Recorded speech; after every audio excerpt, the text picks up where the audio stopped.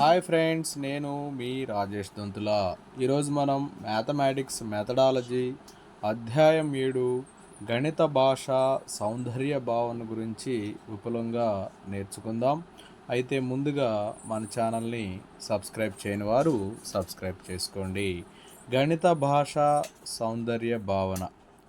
గణితానికి కళలకు మధ్య విడదీయరాని సంబంధం ఉంది. గణితానికి కళలకి మధ్య విడదీయరాని సంబంధం ఉంది.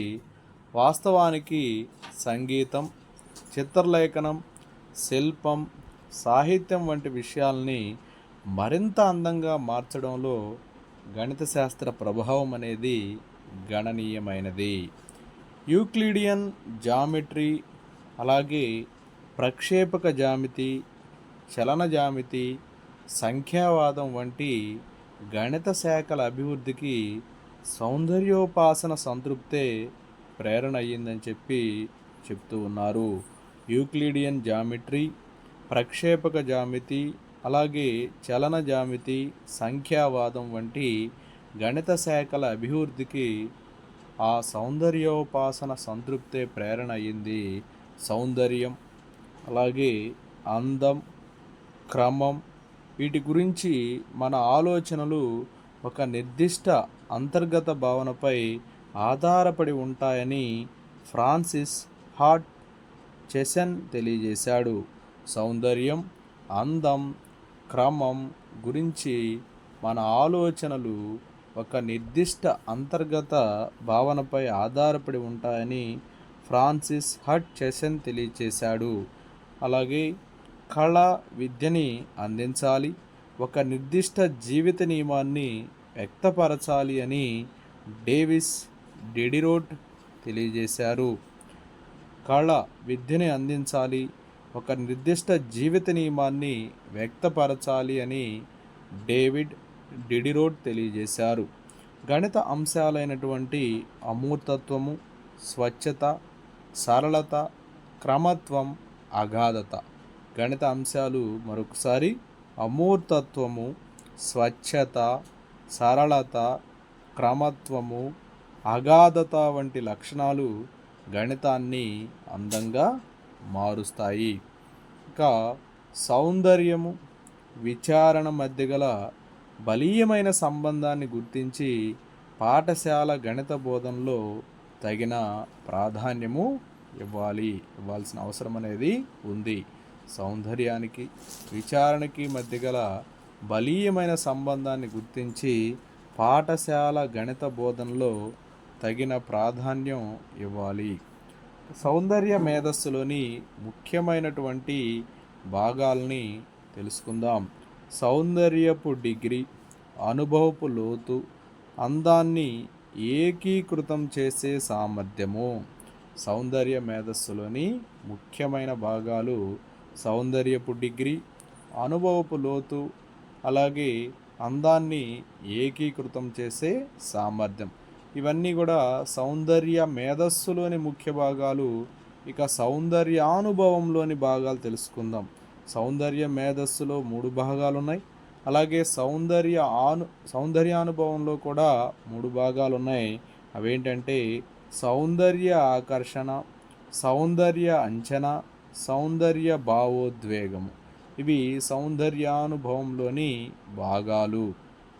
ఓకే, సౌందర్యపు డిగ్రీ, అనుభవపు లోతు, అందాన్ని ఏకీకృత చేసే సామర్థ్యం అనేది సౌందర్య మేధస్సులోని ముఖ్య భాగాలు అయితే, సౌందర్య ఆకర్షణ, సౌందర్య అంచనా, సౌందర్య భావోద్వేగం అనేవి సౌందర్యానుభవంలోని భాగాలు. అయితే ఒక వస్తువు యొక్క సౌందర్య కొలత ఎలా ఉంటుంది అని బిర్కాఫ్ అభిప్రాయపడ్డాడో ఇప్పుడు తెలుసుకుందాం. సౌందర్య కొలతని ఎం అనేటువంటి లెటర్తో రిప్రజెంట్ చేశారు.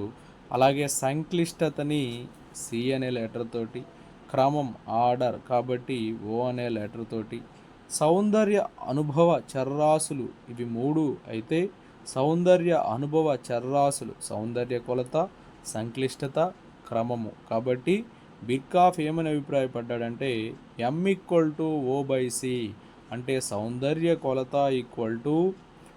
క్రమము బై సంక్లిష్టత. M=O/C అంటే వస్తువు యొక్క సౌందర్య కొలత m ఈక్వల్ టు ఆర్డర్ క్రమము బై సంక్లిష్టత సి అని బిర్కాఫ్ అనే శాస్త్రవేత్త అభిప్రాయపడ్డాడు. m equal to O by c అని అభిప్రాయపడింది ఎవరు అంటే బిర్కాఫ్. బిర్కాఫ్ ప్రధాన ఉద్దేశం సౌందర్యాన్ని వాస్తవీకరించటం, విశ్వవ్యాప్తంగా వినియోగించేటట్లు దానికి సూత్రాలు ఏర్పరచటం. బిర్కాఫ్ ప్రధాన ఉద్దేశం సౌందర్యాన్ని వాస్తవీకరించడం, విశ్వవ్యాప్తంగా వినియోగించేటట్లు దానికి సూత్రాలు ఏర్పరచటం. ఇక గణితంలోని ఖచ్చితత్వం అనే భావం గణిత సౌందర్యంలో ప్రముఖ ప్రభావం కలిగి ఉంటుంది. ఖచ్చితత్వం అనగా ఎంత ఎక్కువ వివరణాత్మక సమాచారం ఇవ్వబడిందో తెలిపే ఒక కొలత.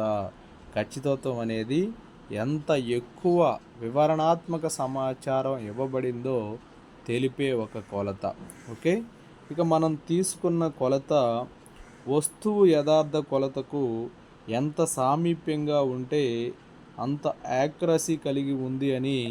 ఒక వస్తువును అనేక సార్లు కొలిచినప్పుడు అవి అన్నీ స్థిరంగా ఉంటే ఆ కొలత ప్రెసిషన్ కలిగి ఉంది అంటాము.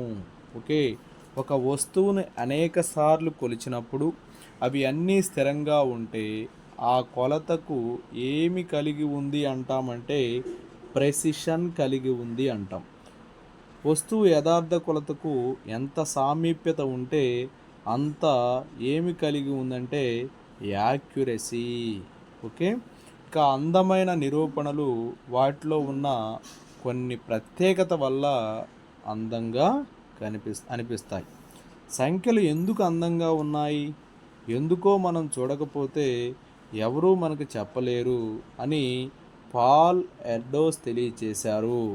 సంఖ్యలు ఎందుకు అందంగా ఉన్నాయి, ఎందుకో మనం చూడకపోతే ఎవరూ మనకు చెప్పలేరు అని తెలియజేసింది పాల్ ఎర్డోస్.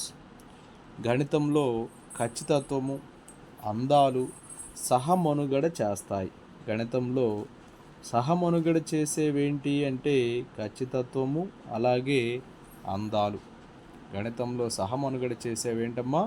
ఖచ్చితత్వం మరియు అందాలు. ఖచ్చితత్వము కళలలో సత్యాన్ని అలాగే సౌందర్యాన్ని ప్రభావితం చేస్తుంది.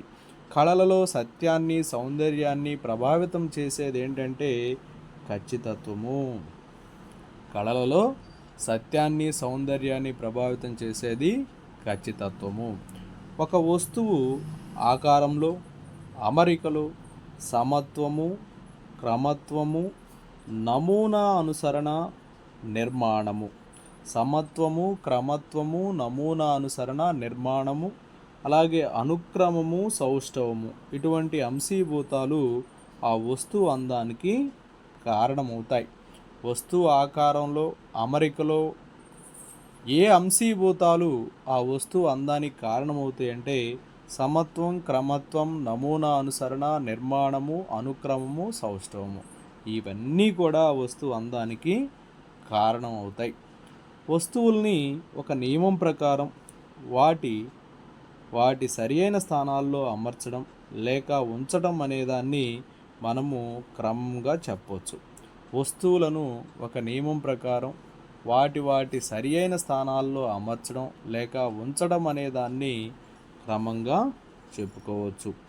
గణిత సృజనాత్మకతలో తార్కిక సంబంధమైన అంశం కంటే సౌందర్య భావనే ప్రభావశీలి అని అభిప్రాయపడింది హెన్రీ పాయింకెట్. మోస్ట్ ఇంపార్టెంట్ బిటమ్మా. గణిత సృజనాత్మకతలో తార్కిక సంబంధమైన అంశం కంటే సౌందర్య భావనే ప్రభావశీలి అని అభిప్రాయపడింది ఎవరు అంటే హెన్రీ పాయింకెట్. చలన జ్యామితి అనే ప్రత్యేక గణిత శాస్త్ర విభాగం నమూనాలను, వాటి ప్రత్యేకతలను, అవి చూపగల అందాలను మనకి పరిచయం చేస్తుంది. చలన జ్యామితి అనేటువంటి ప్రత్యేక గణిత శాస్త్ర విభాగం నమూనాలను, వాటి ప్రత్యేకతలను, అవి చూపగల అందాలను మనకి పరిచయం చేస్తుంది. ఏ ప్రత్యేక గణిత శాస్త్ర విభాగం నమూనాలను, వాటి ప్రత్యేకతలను, అవి చూపగల అందాలను మనకు పరిచయం చేస్తుందంటే చలన జామితి. ఇక గణిత శాస్త్రం, నమూనాలు, నిర్మాణాల అధ్యయన శాస్త్రం గురించి తెలుసుకుందాం. గణిత శాస్త్రం, నమూనాలు, నిర్మాణాల అధ్యయన శాస్త్రం. గణిత నమూనా అనేది సంఖ్యలు, ప్రదేశం, కొలతలను కలిగి ఉండి ఏ ప్రాగుక్తిక క్రమ పద్ధతికైనా ప్రమేయంగా ఉంటుంది. గణిత నమూనా అనేది సంఖ్యలు, ప్రదేశం, కొలతలను కలిగి ఉండే ఏ ప్రాగుక్తిక క్రమ పద్ధతికైనా ప్రమేయంగా ఉంటుంది. ఇక గణిత నిర్మాణాలు గణితపరమైన అనేక అవసరాలని సంతృప్తిపరచగలవు. గణిత నిర్మాణాలు అనేవి గణితపరమైనటువంటి అనేక అవసరాలని సంతృప్తిపరచగలవు. సౌష్ఠవం అను భావన అందానికి ఒక కొలమానం. అందానికి ఒక కొలమానం అని దేన్ని అంటారంటే సౌష్ఠవం అనేటువంటి భావనని. అలాగే సౌష్ఠవం అనేది స్థిరత్వానికి, విశ్రాంతికి ప్రతీకగా కూడా చెప్పుకుంటారు. స్థిరత్వానికి, విశ్రాంతికి ప్రతీక ఏది అంటే సౌష్ఠవం. అందానికి కొలమానం అంటే సౌష్ఠవం అనేటువంటి భావన. సహజత్వాన్ని త్యాగం చేసైనా సరే చిత్రకారులు తమ చిత్రాల్లో కుడి ఎడమల సౌష్ఠవాన్ని సాధించడానికి ఎక్కువ మొగ్గు చూపుతారట. దేన్ని త్యాగం చేసమ్మా? సహజత్వాన్ని త్యాగం చేసైనా సరే చిత్రకారులు తమ చిత్రాల్లో కుడి ఎడమల సౌష్ఠవాన్ని సాధించడానికి ఎక్కువ మొగ్గు చూపుతారు. వినోద గణితము, చిక్కు ప్రశ్నలు, సంబంధిత ఆటలు, ఇతర రకాల ఆటలతో అంతర్లీనంగా ఉన్న లోతైన గాఢమైన ఆలోచన వల్ల ప్రేరణ పొందిన ఒక విధానం అని చెప్పారు. వినోద గణితం, చిక్కు ప్రశ్నలు, అలాగే సంబంధిత ఆటలు, ఇతర రకాల ఆటలతో అంతర్లీనంగా ఉన్న లోతైన గాఢమైన ఆలోచనల వల్ల ప్రేరణ పొందినటువంటి ఒక విధానం అని చెప్పి తెలియజేశారు సౌష్ఠవానికి సంబంధించి. వినోదాన్ని, ఆనందాన్ని గణితం నేర్చుకోవాలనే ప్రేరణని కలిగిస్తుంది. వినోద గణితం అనేది వినోదాన్ని, ఆనందాన్ని, గణితం నేర్చుకోవాలనేటువంటి ప్రేరణని కలిగిస్తుంది. ఇక వినోదం అనే హద్దును దాటి గణిత శాస్త్ర అభివృద్ధికి, కొత్త గణిత శాఖల ఆవిర్భావానికి ఉపయోగపడుతుంది.